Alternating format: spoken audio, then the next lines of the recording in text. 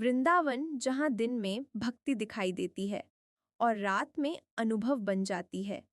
इसी वृंदावन की शांति में बहती है यमुना तट, एक ऐसा स्थान जहाँ रात के समय कुछ ऐसा घटता है जिसे सुनकर आज भी लोग मौन हो जाते हैं।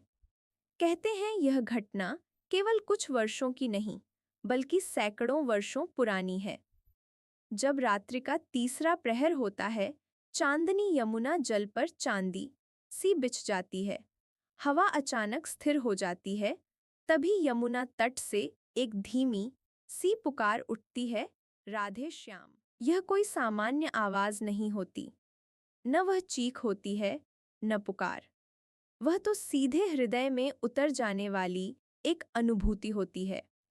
पुराने साधु संत बताते हैं, यह वही समय होता है जब भगवान श्री कृष्ण रास के लिए यमुना तट पर आते थे। गोपियां घरों से निकलकर यमुना किनारे पहुंचती थीं और कृष्ण की बांसुरी रात की निस्तब्धता को भंग कर देती थी।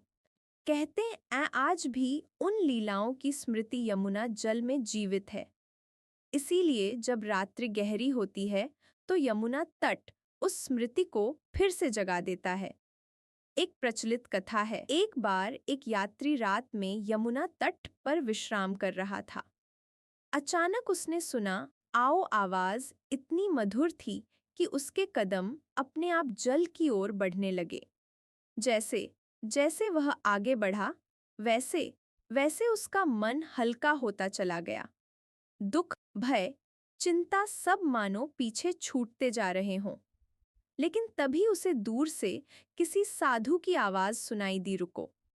यह पुकार कानों के लिए नहीं, हृदय के लिए है।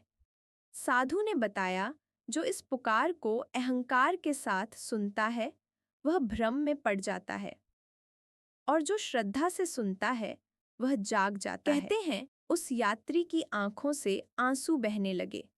उसने यमुना जल को प्रणाम किया और वहीं बैठकर राधे राधे जपने लगा। उस रात उसे फिर कोई आवाज नहीं आई। लेकिन सुबह वह व्यक्ति पहले जैसा नहीं था। उसके चेहरे पर अद्भुत शांति थी और आंखों में अटूट विश्वास। वृंदावन में आज भी कहा जाता है, यमुना तट की पुकार सबको सुनाई नहीं देती। वह केवल उन्हें सुनाई देती है जिनका हृदय खाली हो चुका हो।